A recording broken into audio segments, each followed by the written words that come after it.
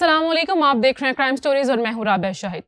लाहौर से एक ड्रम में बंद लाश का मामला हल हो चुका है। एक 23 साल जवान ने एक 55 साल शख्स को कत्ल किया है। क्या पुलिस ने इस मर्डर मिस्ट्री को रिजॉल्व किया, आपको बताएंगे। हमारे साथ स्टूडियो में मौजूद हैं समा टीवी के नुमाइंदे जहांगीर खान साहब। अस्सलाम वालेकुम जहांगीर। वालेकुम सलाम। Welcome to crime story. Thank you. Jahangir, ये क्या वाकया है? एक 23 साल जवान ने एक 55 साल शख्स को कत्ल कर दिया है, क्या मामला है, क्या वजह बनी? बिस्मिल्लाहिर्रहमानिर्रहीम। इस वाक़े को एलैबोरेट करने से पहले मैं इसके मोटिव का ये बता दूं कि बड़ा ही इंटरेस्टिंग और अजीब नौइयत का मोटिव है कत्ल की इस वारदात का, और दूसरा जिस तरह से इस कत्ल की प्लानिंग की गई वो भी बड़ी अहमियत की हामिल है। और तीसरी और बड़ी इंपॉर्टेंट बात यह है कि ये कत्ल ट्रेस किस तरह से हुआ। तो ये कत्ल की वारदात एक मेमोरी कार्ड की मदद से ट्रेस की गई है, जो कि पुलिस को स्पॉट से, क्राइम सीन से, जाए वकुआ से मिला था। अब आते हैं वकुआ की तरफ। अच्छा, 13 जुलाई को पुलिस को 15 पर कॉल मौसूल हुई कि बादामी बाग के इलाके में एक क्वार्टर है, उस क्वार्टर में एक ड्रम के अंदर किसी शख्स की लाश पड़ी है और डेड बॉडी जो है वो तकरीबन डिस्पोज होने के करीब है, गल चुकी है। उसकी शनाख्त अभी आसानी से मुमकिन नहीं। ठीक है।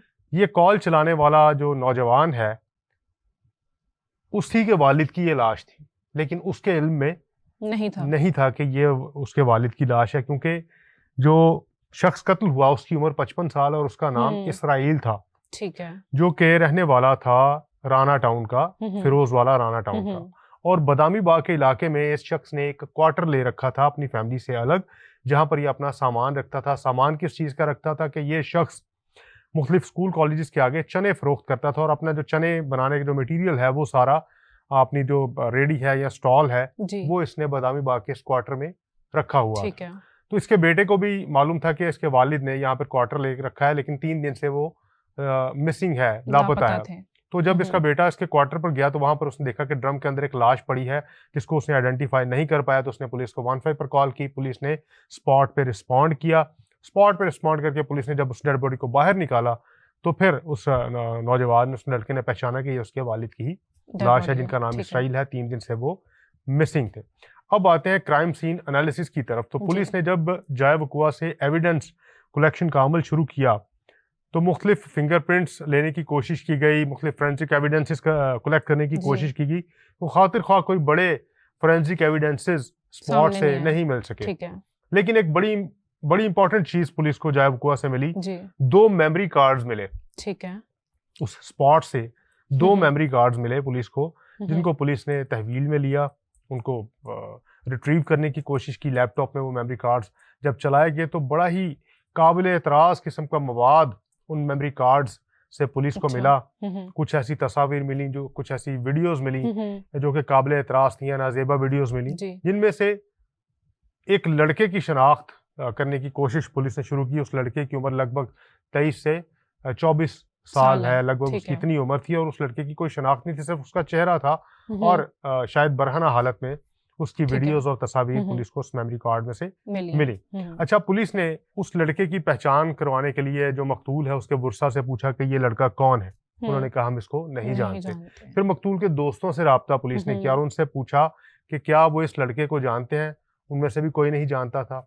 जो इलाके के लोग हैं उनसे पूछा गया, उन्होंने भी लाइल्मी का इजहार किया। बिलाखिर मकतूल का एक दोस्त जो है उसने उस लड़के को आइडेंटिफाई किया और उसने पहचाना। उसने कहा कि ये लड़का सिट्टे या जो छल्ली है वो बेचता है। ठीक है। और इसका नाम है यासिर खान। इस लड़के का नाम यासिर खान है और पिछले 2-3 दिन से ये लापता है, मंजर से गायब है, मिसिंग है। अब पुलिस को यकीन हो गया कि ये लड़का जो मिसिंग है, तकरीबन 10 जुलाई से वो लड़का मिसिंग था और 13 जुलाई को पुलिस को डेड बॉडी मिली थी। इन 3 दिनों के दरमियान पुलिस को ये शक यकीन में बदल गया कि इसराइल को कत्ल किया गया है। यानी 13 को पुलिस को 15 पर कॉल करके बॉडी जो है पुलिस ने वहां से रिकवर की और 10 तारीख से ये लड़का मिसिंग है। तो 10 से 13 के जो 3 दिन हैं, इन तीनों दिनों में इसराइल को कत्ल किया गया। ठीक है। तो पुलिस ने यासिर खान की तलाश के लिए ऑपरेशन शुरू किया। उन इलाकों में जाके पूछगिछ की जहां पर ये सारा सामान तैयार होता और छलियां बेचने के लिए लोग अपने या रेडी बांध जो है अपना सामान लेकर निकलते हैं। तो वहां पर भी लोगों ने कहा कि ये यहाँ पर नहीं है। वहां से पुलिस ने उस लड़के का मोबाइल फोन नंबर जो है ट्रेस करवाया, वो हासिल किया और उस मोबाइल फोन का CDR करवाया गया, यानी उसका कॉल डिटेल का सारा रिकॉर्ड निकलवाया गया, रिकॉर्ड निकाल के जब उसका एनालिसिस किया गया तो बार बार राब्ता एक नंबर पे हो रहा था और जिस नंबर पे राब्ता हो रहा था उस शख्स का नाम था करामत। ठीक है। अब करामत जो है, पुलिस ने करामत को गिरफ्तार किया, हिरासत में लिया। वो कौन थे? करामत इस 23 साला नौजवान का दोस्त है। ठीक है। तो करामत ने बताया कि ये लड़का 10 जुलाई से यहाँ से छोड़कर जा चुका है क्योंकि इसने 55 साला इसराइल को कत्ल किया है। ठीक है। और कत्ल करने का मोटिव जो बताया करामत ने वो बड़ा खौफनाक है। उसने मोटिव ये बताया कि ये इन दोनों के आपस में इलिसिट रिलेशंस या गैर फितरी तौर पर ये एक दूसरे के साथ अपना रिश्ता कायम कर चुके थे विद कंसेंट। अभी इस बारे में पुलिस इन्वेस्टिगेट कर रही है। जो मुलजिम है उसका ये कहना है कि विद कंसेंट नहीं था, शायद ब्लैकमेल करके उसके साथ ये सारा गैर फितरी अमल जो है मुलजिम करता था। मुलजिम का ये आगे से इल्जाम है मकतूल पर, कत्ल होने वाले पर। और कुछ वीडियोस या तस्वीर उसने बनाई हुई थी, तस्वीर दिखा दिखा के उसको ब्लैकमेल करता था और बार बार ये अमल रिपीट करने के लिए उसको फोर्स करता था, मजबूर करता था। और जो क्वार्टर उसने बादामी बाग में ले रखा है वो क्वार्टर भी इसी पर्पस के लिए ले रखा है कि मेरे अलावा भी वहां पर बहुत से लड़कों को, कम उम्र जो लड़के हैं उनको लेकर जाता है और वहां पर उनके साथ ये सारा गैर फितरी अमल जो है यासर के अलावा भी यासर का ये कहना है कि दूसरों को भी विक्टिमाइज किया जा रहा है इस मामले में। अब चूंकि यासर की गिरफ्तारी एक चैलेंज बन गई पुलिस के लिए क्योंकि पंजाब में या लाहौर में तो यासर पुलिस को नहीं मिला, तो पुलिस ने फिर उसके मोबाइल फोन्स की लोकेशन जो है वो हासिल की और मुख्तलिफ अजला में वो अपनी लोकेशन चेंज करता रहा। बिलाखिर पुलिस ने वहां पर रेड किया और यासिर को गिरफ्तार किया। यासिर को जब गिरफ्तार किया गया तो यासिर ने फिर कन्फेस किया पुलिस कस्टडी में तफ्तीश के दौरान कि उसी ने 55 साला इसराइल का कत्ल किया है। इसराइल के और इसके 4-5 साल से दोस्ती थी, इसराइल इसको अपने पास बुलाता था, इनके साथ एक रिलेशन उसने डेवलप किया जो कि काबिल एतराज़ रिलेशन है और गैर फितरी अमल है। और फिर वीडियोस बनाकर या तस्वीर बनाकर और वीडियोस और तस्वीर की मदद से यासिर खान को ब्लैकमेल किया जाता रहा, जिसकी वजह से फिर उसने अल्टीमेटली एक वेब सीरीज देख रखी थी, मनी हाइस्ट। ठीक है। उसने उस वेब सीरीज से आइडिया पिक किया कि किस तरह से अब अपनी जान छुड़वाए। उसने पूरा प्रॉपर उस वेब सीरीज में कत्ल की वारदात शायद ऐसी परफॉर्म करके दिखाई गई होगी जिसको इसने अडॉप्ट किया और सोचा कि इसने अब अपने साथ चाकू लेकर जाना और जब भी इसराइल इसको बुलाया तो ये चाकू अपने साथ छुपा कर ले जाएगा। 13 तारीख को फिर इसराइल ने दोबारा इसको बुलाया वहां पर अपने क्वार्टर में, तो ये लड़का अपने साथ जो वेपन है, शार्प वेपन चाकू जो है वो साथ ले गया। जब इसराइल ने वो सारा अमल दोहराने की कोशिश की, ठीक है, तो इसी दौरान फिर इसने खंजर निकाला, चाकू निकाला और उसकी गर्दन पर इसके स्टैब किया, वार किया। ठीक है। गर्दन पर वार करने के बाद इसने कपड़ा उठाया, कपड़े से उसके मुंह के अंदर वो कपड़ा ठोंस दिया ताकि इसकी आवाज बाहर ना जा सके। अच्छा, फिर इसने मर्डर करने के बाद अब इसका जो आगे क्राइम सीन को रिमूव करने का या जो क्राइम सीन पे जो एविडेंसेस हैं उनको खराब करने का जो तरीका है वो भी बड़ा ड्रामेटिक है। यानी इसने वेब सीरीज से वो पूरा तरीका अडॉप्ट किया, सीखा कि क्राइम सीन से पुलिस आकर किस तरह के एविडेंसेस कलेक्ट कर सकती है। ठीक है। इसने वो सारे पॉइंट्स नोट किए और यासिर ने अपने बहनोई को फोन किया और उसको बताया कि मेरे हाथों एक कत्ल हो चुका है और अब मेरी मदद करो, इस बॉडी को कहीं डिस्पोज करते हैं, दरिया रावी में फेंक आते हैं। तो उसके बहनोई ने हाथ खड़े कर दिए, उसने कहा कि मैं इस काम में तुम्हारा साथ हरगिज़ नहीं दे सकता क्योंकि इसके बाद जब तुम फंसोगे तो मेरे ऊपर भी आफत आएगी और मैं भी मुसीबत में फंस जाऊंगी। फिर इसने फोन किया करामत को और करामत को ये सारी स्टोरी इसने बताई जो कि पुलिस का फर्स्ट सस्पेक्ट, ठीक है, प्राइम सस्पेक्ट बना और जिसने फिर आगे से ये सारा मामला डिस्क्लोज किया। करामत को इसने बताया कि ये शख्स मेरे साथ ये ताल्लुक डेवलप कर चुका था और मुझे मजबूर करता था कि मैं बार बार इस ताल्लुक को दोहराता रहूं और इस ताल्लुक को ख़त्म ना करूं। अब इसमें जो बड़ी मज़ाक़ खेज़ बात है वो ये है कि पुलिस का ये कहना है कि जो मकतूल है उसके 10 बच्चे हैं, मैरिड है, 10 बच्चों का वो बाप है और जो मुलजिम है इसकी उम्र 23 साल।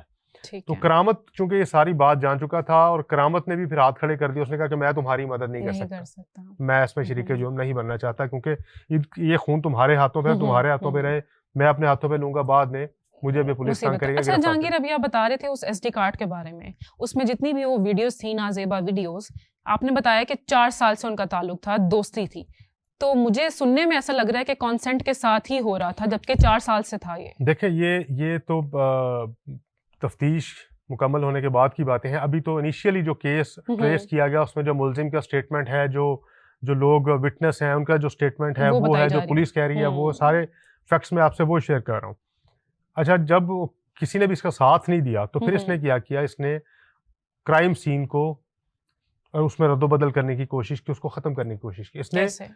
वो जो ड्रम है ना, उस ड्रम में वो मकतूल अपना चने जो वो फ़रोख्त करता था, जी, बेचता जी। था, वो सामान रखता था, उसको खाली किया।